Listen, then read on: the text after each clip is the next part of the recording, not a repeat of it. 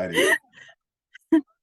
All righty. Well, welcome everybody, and thank you for tuning in. And for those who are tuning in, we have another great presenter for the Global Grief Conference 2023, Diane Parker. And today she's going to be discussing a great topic for the conference. If you guys haven't been tuning in, man, go and get caught up. Go to the channel, get caught up on the videos. We got everything. We got some amazing presenters, and we just haven't stopped yet. And it just keeps getting better. You know, Dee is going to be talking about helping children understand grief. Dee, how you doing today, my friend? I'm doing grand. Thank you very much, Tony. Yeah, this is a topic that's very close to my heart. And before I came into the grief work, I was a coach for an LP, and I was working with children who'd gone through an awful lot of issues and been kicked out of school and this kind of thing. And I was working a lot with them, helping them reframe and try and rethink about things in a different light. But I still felt there was something missing. And then when I'd lost my husband and did the grief training, that's the penny dropped. This is what's missing. We teach children, and not everybody really, how to gain things in life, but not what to do when we lose them. And if we had the skills to know that, then when these obstacles come across our path, we would start to learn to respond to them rather than react. And all right, we may have our emotional attachments to things, and how much you are attached to that, whatever, is how much you will grieve. That's still going to be there. It's an emotion. But when you've got the skills and you know and understand the complexities of grief, when people tell you about guilt, and you understand what that truly means, you can, when I say to my clients, you've used the word guilt. Guilt, obviously, we talk about what that truly means, about how does it feel underneath that. When you know what it truly means is to harm somebody else, then you should feel guilty. But when you're just using it, oh, I feel guilty, I didn't go to see grandma, or I'm guilty, I never got to see them as often as I should. What's the true feeling underneath? And they'll come up with either sadness, sometimes it's fear. If it's something that hasn't happened yet, I'm feeling guilty about not going or whatever. So you get to the true understanding of these things. And then when we're at school, from the minute you sort of get into there, it's like comparing. How did you do this week in your spellings? Well, I got 6. Well, that's really good. You got 1 more than last week. And how did your friend do? And instantly your little high of, ooh, I've got 1 more, is down because your friend, got the 8 out of 10 or whatever, Right. So comparing comes along in our lives all the time. So when it comes to things like our grief, we can look at somebody else. Like I could look at another widow and think she's further off down the line than I am. Or she could be looking at me and saying, well, she's got on with her life. What's wrong with me? Right. Instead of being unique and being in the moment with what you are, and not comparing, and understanding and re-educating, and having all of those myths and beliefs that perhaps were passed along to you understood. So I was looking at all of this and thinking, how can I deliver this to children for them to understand it to their level, their language level? I've got a partner in my life now, and he's come with 2 younger children, 10 and 12. So I had my guinea pigs ready to go. So that's what I did. I said, right, okay, this is what I want to do, guys. Are you willing to help me? So they were. So I said to them, right, okay, let's start at the beginning. What does grief mean to you? Both of them were asked separately, and both of them replied to me, what is grief again? Now, I know that they've both been through a lot of grief. They've been through watching the parents divorce. They've lost animals. They've lost grandparents. They've lost, they've moved schools and all those other things that people just sort of shrug off because, what do you mean you're moving school, but you're losing friends, so leaving them behind and going somewhere else. So there was all these things going on. And the little fella, I used to call him the Tasmanian Devil. Do you remember that cartoon character? I do. I do. He would come charging into my house and he would be like slamming around, and I'm like, okay. I could see him make the connections and drop his energy when we started having this conversation. He was putting words to the feelings and the frustrations, and he understood why he was feeling that way. And that to me was just like, it was just magic. And with her, she was very insecure. And we were able to have that dialogue over what was that about. We were able to sort of go deeper on what was her fear of her loss was, losing her dad to me. Yeah. And so having that space that we created for them to have a good chat about those things and feel open about it around this. I mean, their idea, you know, the penny was dropping with them as we were doing the whiteboard exercise of, okay, you know, death is about grief. What about other things? Like we've now got divorce on there. Mm-hmm. And now they've come, even friendships, you know, they fall in and out of friends with somebody. Mm-hmm. There's one person that she felt was targeting her, but when we actually broke it down about what did she miss about that friend, you know, and we could do the healing work for her then on that friendship. So they're just little snippets of something that we've put together. I've got 2 workbooks. I've got one for children to work on, and I've got one for parents and teachers to teach. And I've got them currently with a retired teacher to go through them to make sure I've got the teacher speak going right for the workbook so that they can understand it. Right. And I'm going to do some video supports with that. But this is to get, you know, this is the launching of it at the conference to talk about this and go through the different elements that I've got going on in there. So I'm really excited about it.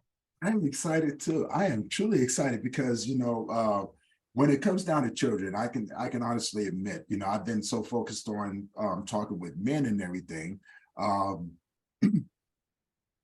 sometimes forget, you know, having lost a child, you know, so I know that aspect of it, you know, and when it comes down to children, you know, it's kind of hard to understand how a child processes. That's why I'm like, I know there's people out there that are a lot better than this at this than I am, you know, so I'm honored. I am honored that you're here because I think helping children understand how to grieve, what is grief, you know, and putting, like you said, putting names to those feelings and everything is very, very important to help in their development, but also help in the conversation and letting us as adults understand how they're feeling, right? And how we can, how we can support them, but also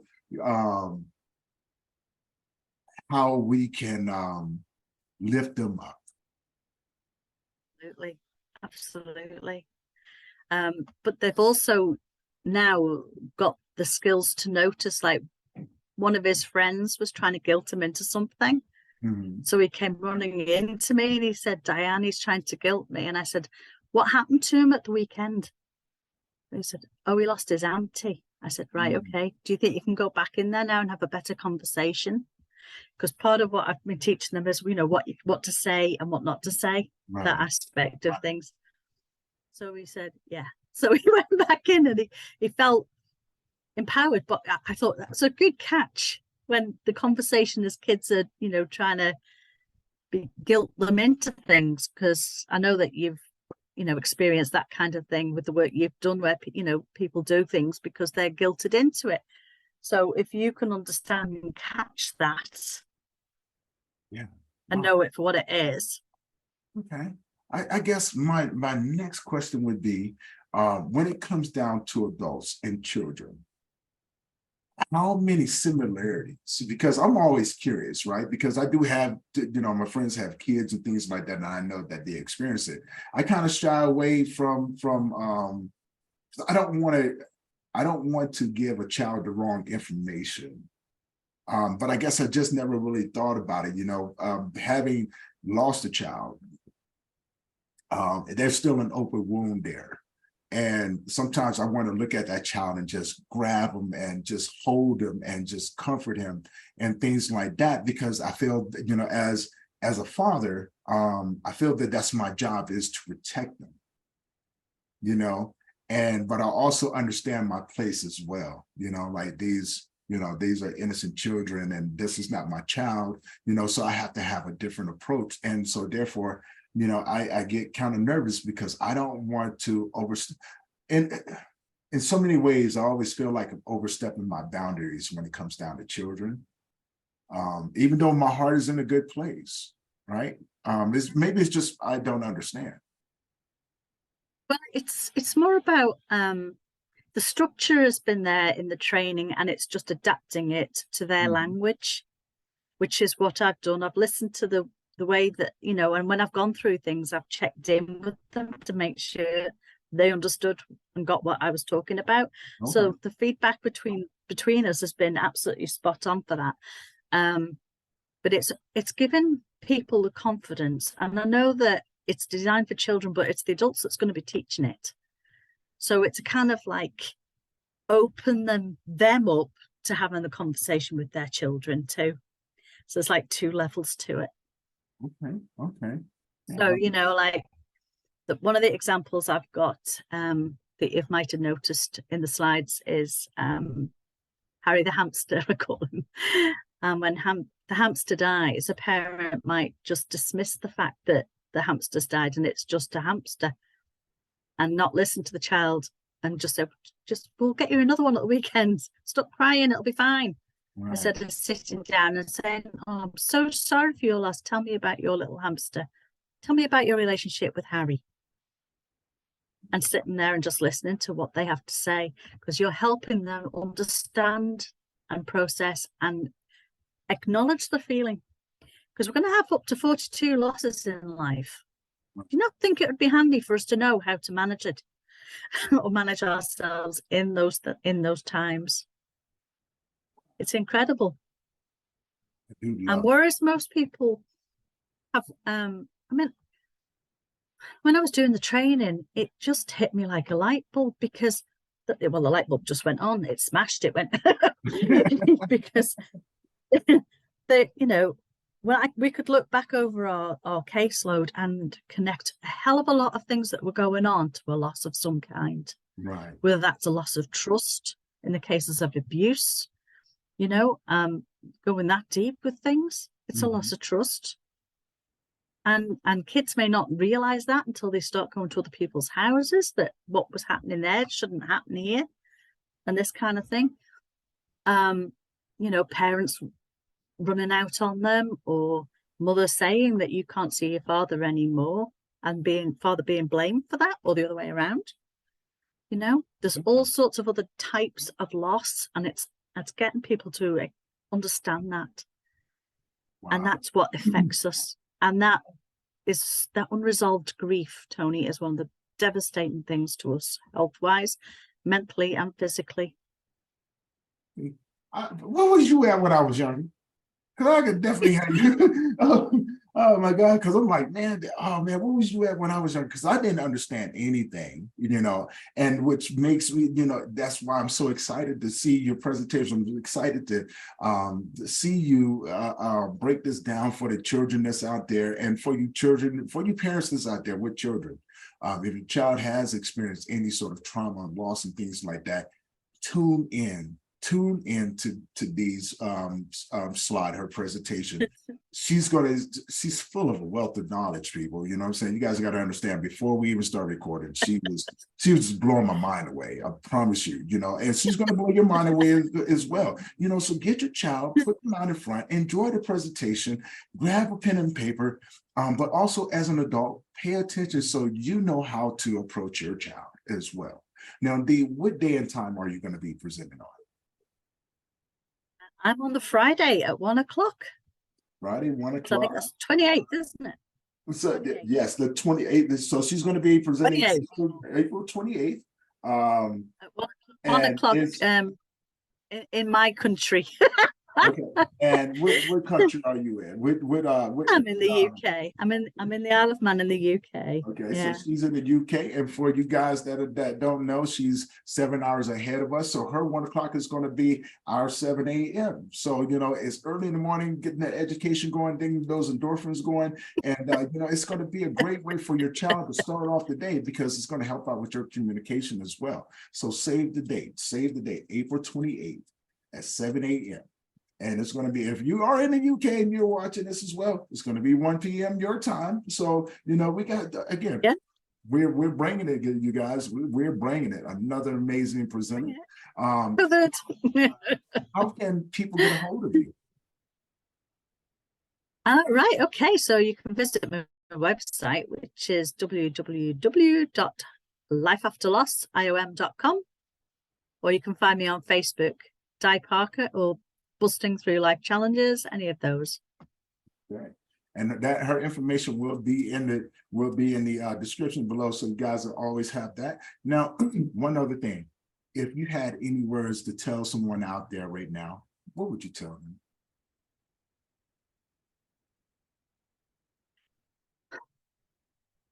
If you're in pain through grief, reach out. Find somebody to talk to. Find somebody that, depending on what your sort of person you are, I was somebody who wanted the steps to help me heal the pain that I was in. Mm-hmm. And that's what I went looking for. I'm not one that wants to sit in that space. And I think that's where guilt can be misrepresented as well, because people feel guilty if they are going to feel like they're going to let go of somebody to try and help themselves heal. You never do that. There is no such thing as moving on. You will always carry the people that you love in your heart. They will never leave you. It's okay for you to step into and heal your pain so that you can live your life. And yeah, grief will show up when there's a moment that will arrive that might trigger a memory that you had with that special person. Mm-hmm. Grief might arrive. The thing is, you know enough to allow it instead of trying to push it back down inside and trying to pretend it's never going to happen. That's the unresolved grief. Yeah. No, I definitely, when you said that, I was like, that's where it is right there. You need it. Let the tears flow. It's just another way the body is relieving itself of that stress, and you acknowledging, I'm missing you. I love you. That's so amazing. For me, it's please, if you are in any kind of distress or pain with any kind of guilt, now, any loss that you've experienced is how attached you are to that loss as to how much you will grieve.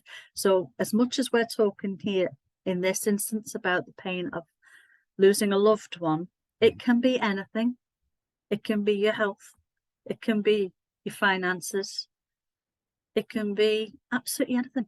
I mean, I lost my Ruby, my pet, in January. And this process that we do helped me a hell of a lot with that, to cope with that, because she was with me throughout Andrew dying, my sister dying, and other things that have happened since. So once you have the steps, once you have the tools and the knowledge, it's okay. And you can, right, okay, I acknowledge I'm in pain for this loss that I've just experienced. I know how to help myself heal. And when the time is right, then you'll step in to help yourself heal. I hope that wraps that up. Yeah, that wraps it up right there, Dee. Oh my God. Thank you for being on. Thank you for sharing what you're going to be presenting on today. And for all you guys that are out there, this weekend is about you. It's about us educating you, supporting you in your grief journey. We have, save the date, April 28th, April 29th, April 30th.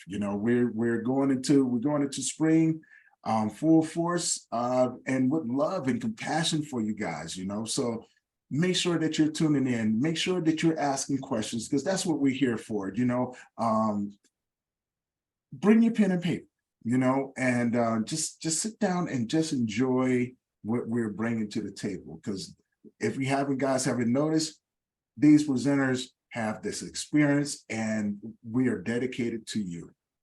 And with that being said, you know, guys, thank you for allowing us to support you. Thank you for allowing us to do what we do. We love you, and stay tuned. We got many more presenters coming, so stay tuned.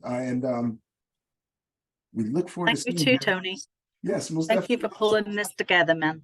You know, I appreciate it. I definitely appreciate it. Like I said, it's all made possible with you guys and everything. So, you know, guys, get excited. Global Grape Conference 2023 is coming up. We're less than 3 weeks away. So you guys, come on, join us. You know what I'm saying? We're about to have some fun. This is a weekend of support and love and compassion and empathy, you know. So come and join us, allow us to support you, get your questions answered, and let's get you on the road of healing. And until next time, we love you. Keep your head up, and we will see you guys soon.